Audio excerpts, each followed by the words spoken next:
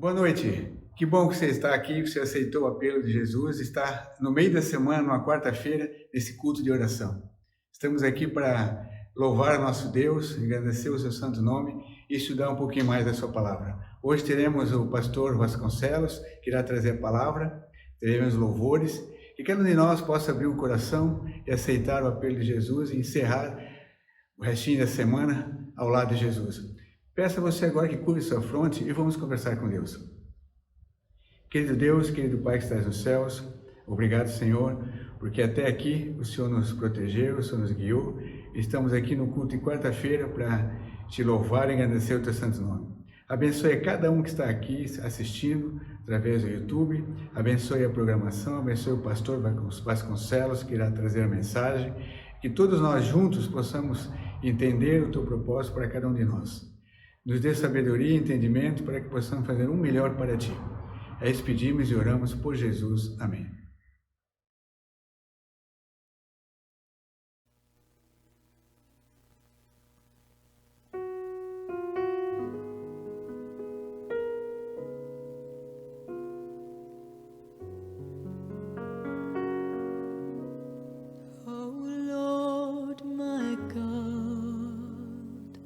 When I in awesome wonder consider all the worlds thy hands have made, I see the stars, I hear the rolling thunder, thy power throughout the universe displayed. Then sings my soul, my Savior God, to thee. How great thou art, how great thou art. Then sings my soul, my Savior God, to thee. How great thou art, how great thou art.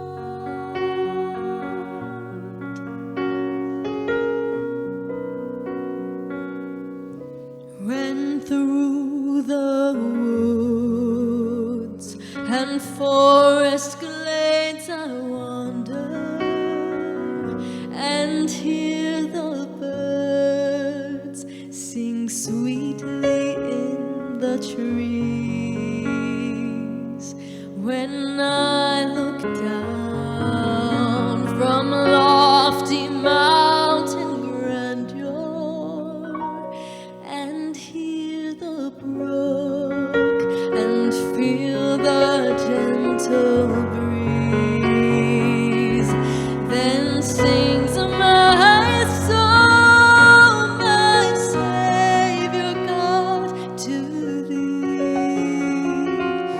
How great thou art, how great thou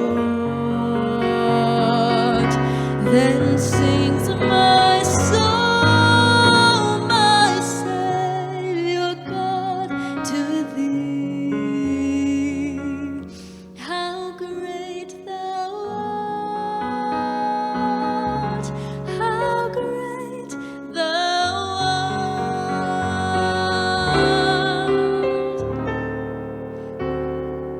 When Christ shall come with shout of acclamation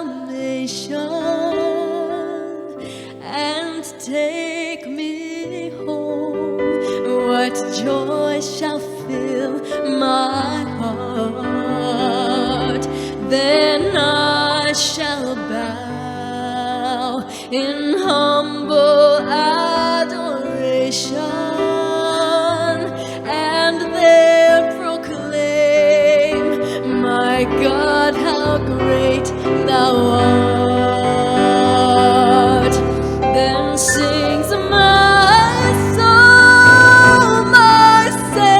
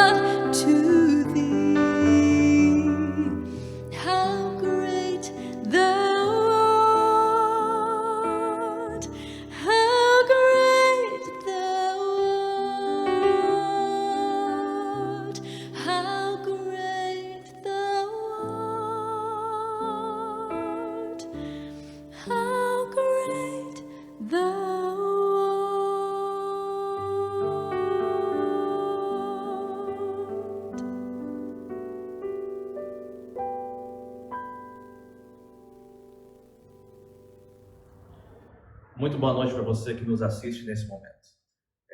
Sem dúvida, uma alegria imensa nós estarmos juntos mais uma vez para esse culto de quarta-feira. Eu gostaria de ler contigo nesse instante a passagem que nós encontramos em 1 Tessalonicenses, no capítulo 5, no verso 17 e 18, e lá nós lemos o seguinte: orem sempre e sejam agradecidos a Deus em todas as ocasiões, porque esta é a vontade de Deus em Cristo Jesus para convosco. Esse verso nos mostra, irmãos, que nós, a despeito de tudo que nós vivemos neste mundo, de todas as lutas que nós enfrentemos, nós temos um Deus que está sempre conosco. Lembremos e sejamos gratos por tudo aquilo que nós recebemos, por tudo aquilo que nós vivemos, seja bom, seja ruim, tudo isso nós recebemos para o nosso crescimento. Então, não sei quais as lutas que tu enfrentou até aqui, tampouco sabemos as lutas que vamos enfrentar, mas lembremos em síntese de que Deus está conosco. Eu te convido nesse momento para que nós oremos juntos. Fecha os teus olhos.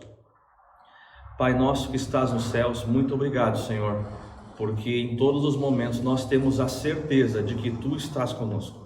Sabemos que lutas vêm, mas que Tu vais à nossa frente. Sabemos, Senhor, que o caminho que nós devemos trilhar é aquele que tu nos mostras, Senhor. Faz, Pai, com que os nossos planos sejam os Teus planos. Abençoa-nos hoje e sempre. Perdoa-nos até pelas faltas que nós cometemos contra Ti, Senhor, e nos ajuda a melhorar. Abençoa as nossas casas, abençoa nossos lares, nossas famílias. Nós Te rogamos, Senhor, em nome de Jesus. Amém.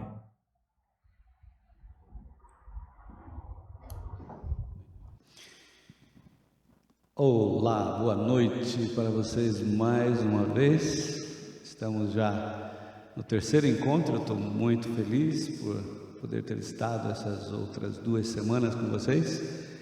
E agora estou aqui de novo no lar de vocês. Peço licença para podermos passar alguns momentos estudarmos a Palavra de Deus. Quero relembrar aqueles que ainda não se inscreveram no canal do YouTube aqui da Igreja Central de Blumenau. Por favor, se inscrevam lá, IASD Blumenau, tá bem? Vai ser bom ter vocês também conosco. Vamos orar para darmos início, portanto, ao estudo dessa noite. Bom Deus, mais uma vez, rogamos a Tua presença entre nós. Onde estiver alguém necessitado nesse dia, Senhor, nessa noite, nesse horário que escolheram para assistir esse programa, que possam receber de Ti esta palavra, Senhor, que este encontro seja um encontro inesquecível contigo, que possa mudar a vida de cada um de nós.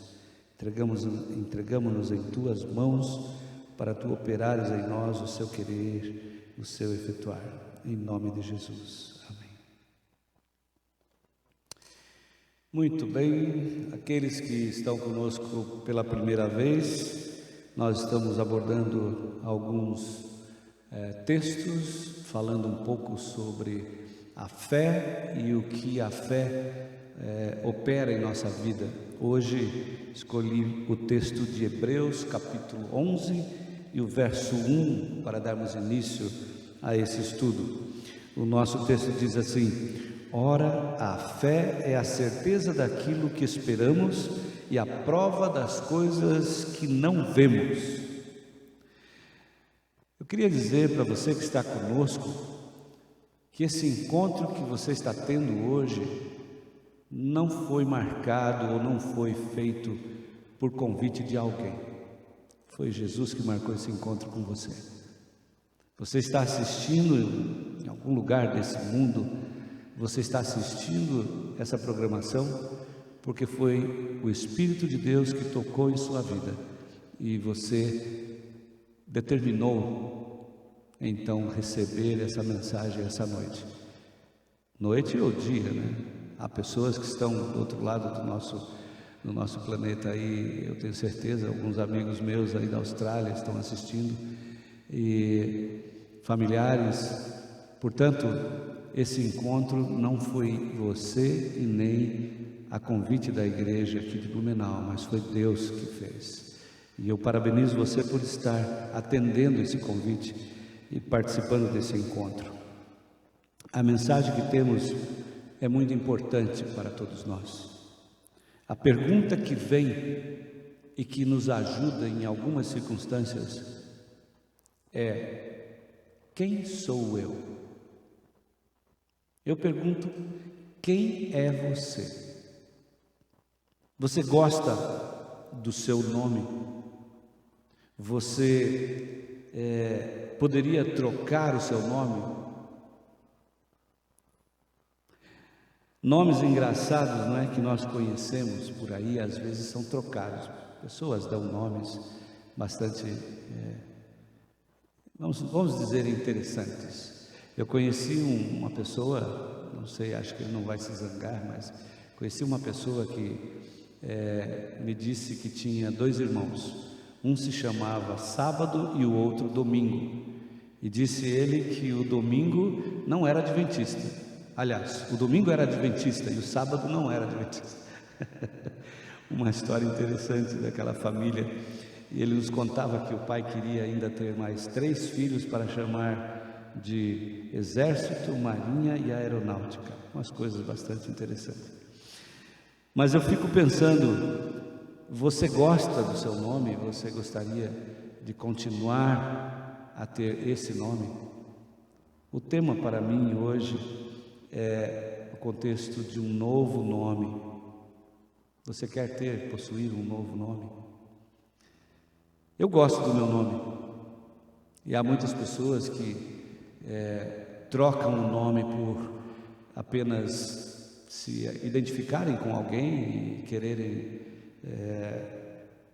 ter talvez uma ascensão no mundo da fama, também trocam de nome. Mas quais as razões teria alguém para trocar de nome? Conta-nos a história que um soldado, no tempo de Alexandre o Grande, um soldado estava influenciando de maneira negativa um pelotão, e Alexandre o Grande foi ter com ele. Foram ter uma conversa, ele se aproximou do soldado e perguntou, logo de cara, assim, no início de conversa, perguntou: qual é o seu nome, soldado? E ele disse: eu me chamo Alexandre. E então disse a história que Alexandre olhou para ele, o grande general olhou para esse soldado e disse: pois então, ou você troca de nome ou troca de atitude. Você muda de nome ou muda de atitude. Na Bíblia nós encontramos muitas pessoas que tiveram seus nomes mudados, e nós conhecemos alguns deles, né? Deus mudou os seus nomes. E o meu assunto, como é sobre fé, eu usei um texto lá de Hebreus, escrito pelo apóstolo Paulo, é o que cremos, né? Que a epístola aos Hebreus foi escrita por Paulo. E alguns dizem que o apóstolo Paulo se chamava Saulo anteriormente. E nós vamos estudar um pouquinho sobre isso. Como todos sabem, Paulo é um personagem conhecido mundialmente, não é? Em qualquer lugar desse mundo onde já tive oportunidade de viajar, conversar com um e com outros, independente de crença, de denominações. Falar de Paulo é falar de uma pessoa comum em todos os lugares. A religião, em qualquer distância, tem conhecimento desse grande personagem. E, portanto, antes de nós tecermos alguma conclusão a respeito da mudança ou não do nome de Paulo, nós sabemos que anteriormente ao ministério de Paulo, ele era conhecido como Saulo de Tarso. E aqui nós vamos tecer algumas considerações para sabermos como o poder da fé pode transformar alguém. Eu quero chamar você para abrir a Bíblia no livro de Atos, capítulo 9. e vamos ler aí a partir do verso 3. Verso 3 diz assim: Então ele seguiu o seu caminho, ele se aproximou de Damasco, e de repente uma luz do céu brilhou ao seu redor. E caindo no chão, ele ouviu uma voz dizendo-lhe: Saulo, Saulo, por que me persegues? Eu gosto de uma ilustração que eu vi sobre esse particular, esse acontecimento na vida de Saulo. Diz que Saulo caiu do seu cavalo quando aquela luz intensa cegou a sua visão. E é interessante pensar nisso, porque a Bíblia não fala que ele caiu de um cavalo. A Bíblia diz que ele caiu ao chão. Mas na verdade nós poderíamos até pensar que Saulo estaria mesmo sobre um cavalo, estaria andando sobre um cavalo naquele dia. E Saulo era uma pessoa importante, ele é uma pessoa que teria posses e com certeza poderia estar cavalgando sobre um cavalo.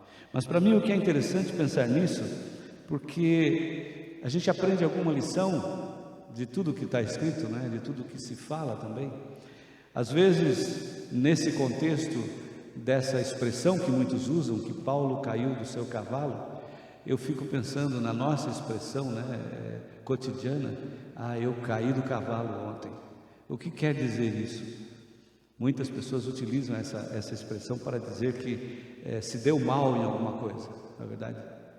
E às vezes realmente é preciso nós cairmos do cavalo para enxergarmos alguma coisa. Os mais experientes sabem que de situações que nós passamos, situações de provações que nós passamos, nós conseguimos adquirir mais sabedoria, nós conseguimos enxergar coisas que antes não víamos. E esse contexto fica aí apenas como uma ilustração, um comentário sobre esse pensamento de que Paulo cavalgava naquele dia e caiu do cavalo.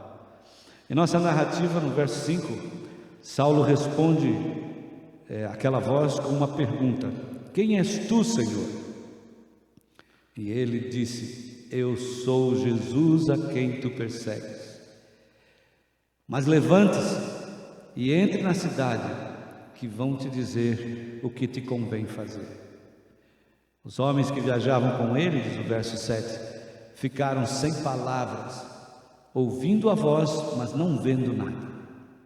Você já parou para pensar que existem muitas pessoas que hoje em dia, apesar de estarem com os olhos abertos, parece que não enxergam nada?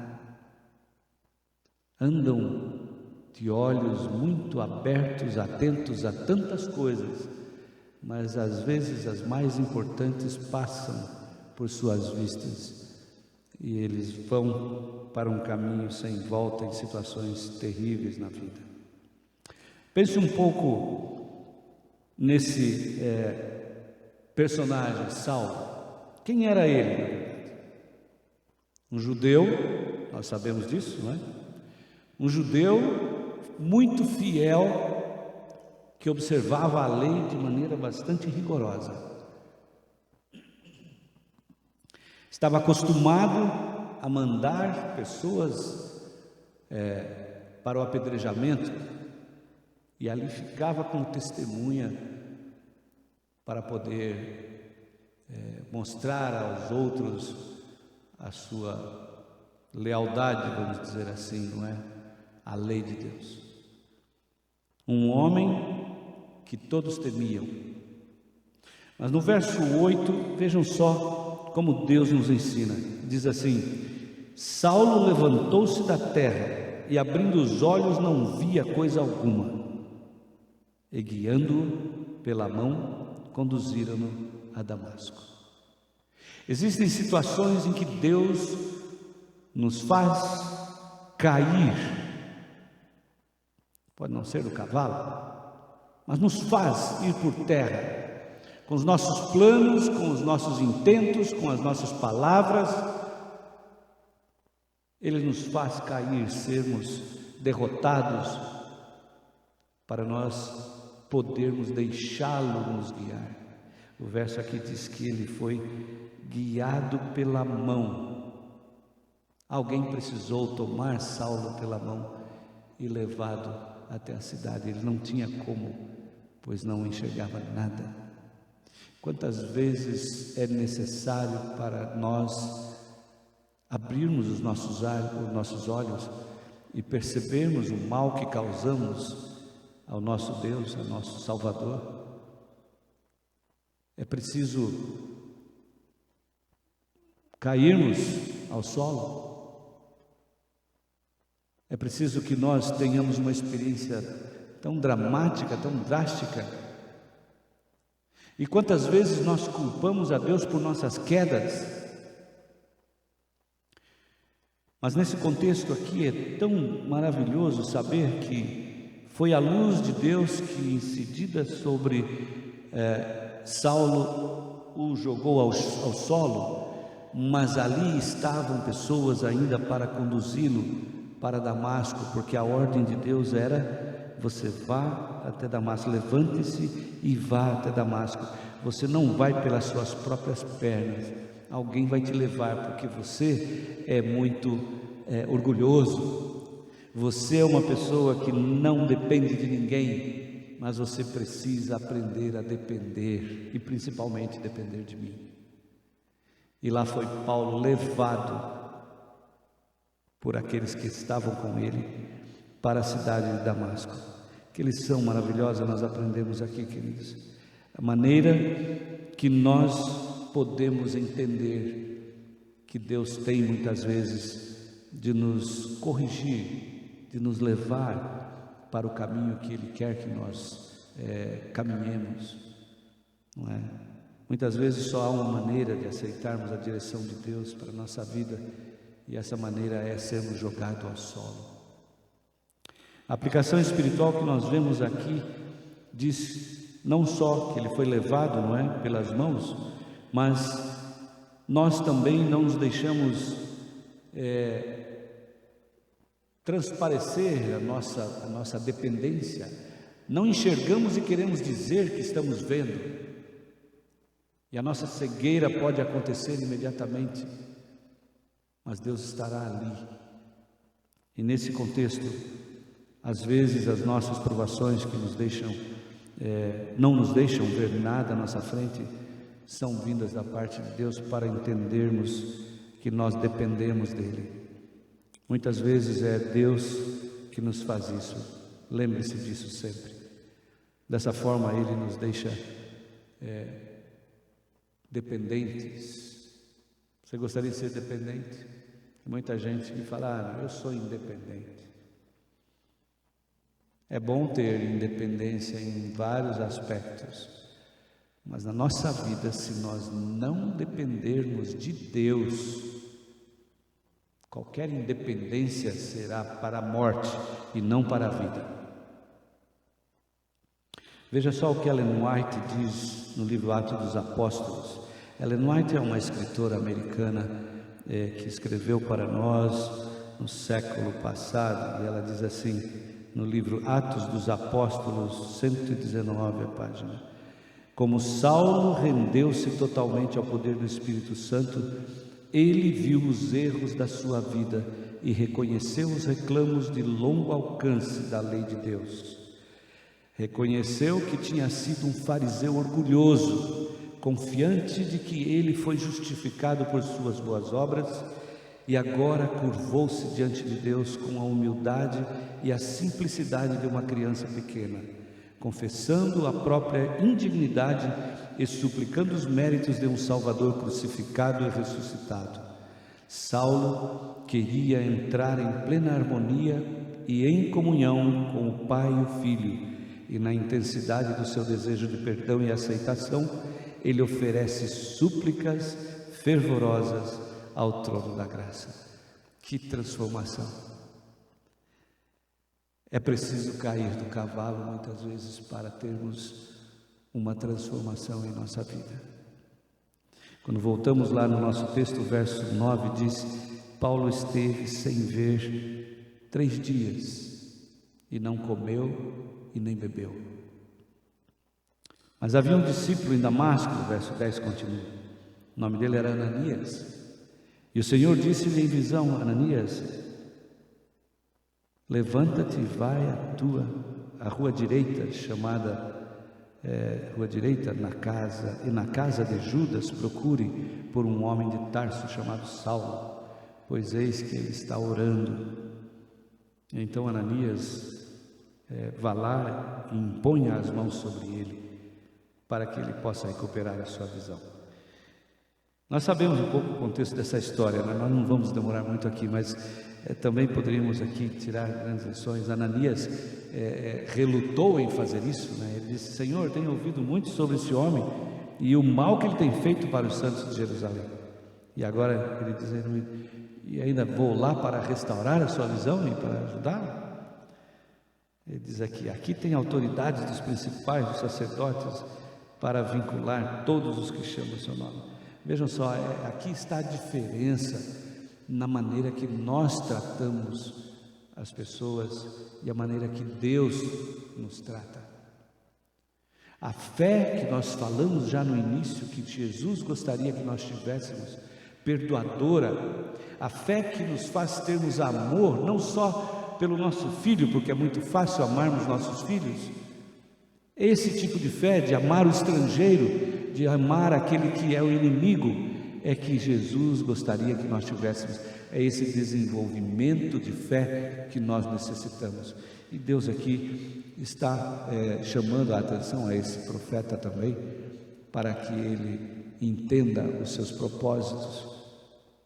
E ele vai até lá, e ele disse: olha, ele vai ser um instrumento nas minhas mãos, por isso eu mostrarei tudo o que deve padecer por causa do meu nome. Aí Ananias entrou na casa e disse que ele chamou a Saulo ali, né? E Saulo veio, e ele então, orando com ele ali, ele começa a recuperar a sua visão. Diz que escamas caíram dos seus olhos e ele recobrou a visão. É o verso 18, aqueles que estão acompanhando aí. E daí então diz que Saulo se levantou e foi revigorado. Ananias foi e batizou-o também, e Saulo saiu para uma nova vida. Queridos, um encontro com Deus pode mudar a vida de qualquer um. Da mesma maneira que mudou a vida de Saulo, pode mudar a sua também.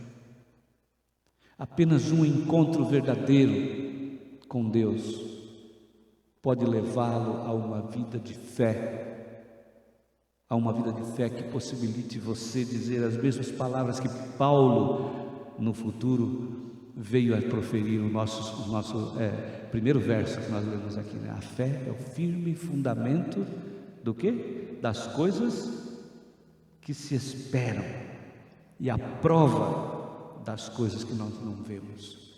Você poderá dizer também assim: é esse tipo de fé que Deus quer desenvolver em você. É esse tipo de fé que nós precisamos para o mundo entender a nossa razão de vida, entender a razão da nossa alegria em partilhar essa promessa tão maravilhosa do retorno de Jesus muito em breve. Saulo, ele não teve o seu nome mudado para Paulo, como alguns dizem. Na verdade, ele era conhecido como Saulo de Tarso, mas também era conhecido como Paulo. Mas ele ficou mundialmente na história conhecido como o apóstolo Paulo. O Saulo ficou para o passado, um passado de uma vida errônea que ele possuía. Mas a mudança de nome não ocorreu como alguns dizem. No capítulo 13, verso 9 do livro de Atos, diz que Saulo era também conhecido como Paulo, e ele não mudou o seu nome. Existe a prova bíblica disso. Mas lá no livro de Apocalipse, no capítulo 2, no verso 17, diz que nós teremos o nosso nome mudado. Diz: aquele que tem ouvidos ouça, o que o Espírito diz às igrejas: ao vencedor eu darei a comer do maná escondido e dar-lhe-ei uma pedra branca e na pedra um novo nome escrito, o qual ninguém conhece, senão aquele que o recebe. Este nome só poderá ser reconhecido, meu querido, só poderá ter revelação para você, se você for transformado. Só aqueles que serão transformados terão essa revelação desse novo nome. Eu não imagino o que possa ser, não é? Existem algumas linhas teológicas a respeito do que é esse nome nessa pedra, mas eu não gosto de me demorar em coisas que não estão completamente reveladas para nós. Eu gosto de pensar em coisas boas. Por exemplo, eu gostaria de pensar que se vão mudar o meu nome, meu sobrenome deveria ser Daniel Correia de Vasconcelos de Jesus, ou Daniel Correia de Jesus, e não de Vasconcelos.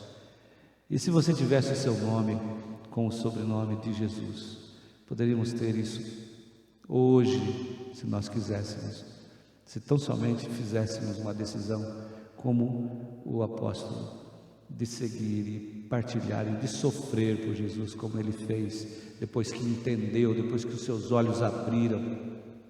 Deixe que Deus abra os seus olhos. Não espere o momento de uma queda dramática em sua vida. Você pode abri-lo agora, enquanto as coisas ainda estão bem. E abrindo, você terá poder, você terá fé suficiente para enfrentar, quem sabe, uma queda que possivelmente possa acontecer no futuro. Nós estamos todos aqui, estamos em condição, vamos dizer assim, vulnerável. Hoje podemos estar bem, amanhã poderemos cair. Será que quando cairmos estaremos seguros? Vamos deixar Deus tomar-nos pela mão e nos guiar ao momento, ao local onde nossos olhos serão novamente abertos e então seremos recebidos em seus braços outra vez? Eu oro para que isso aconteça para você. Eu quero receber um novo nome. Eu quero me acostumar agora com essa ideia. Esse Daniel talvez não seja aquilo que realmente Deus espera, e eu gostaria de ser completamente o que Ele espera de mim. Vamos orar por isso, vamos pedir que Deus realmente tenha lugar em nossa vida e realize transformações maravilhosas. Quem sabe uma transformação como houve a de Saulo, e transformado fazermos um trabalho maravilhoso como Paulo fez. Vamos orar. Querido Deus, obrigado pela esperança da transformação em Jesus.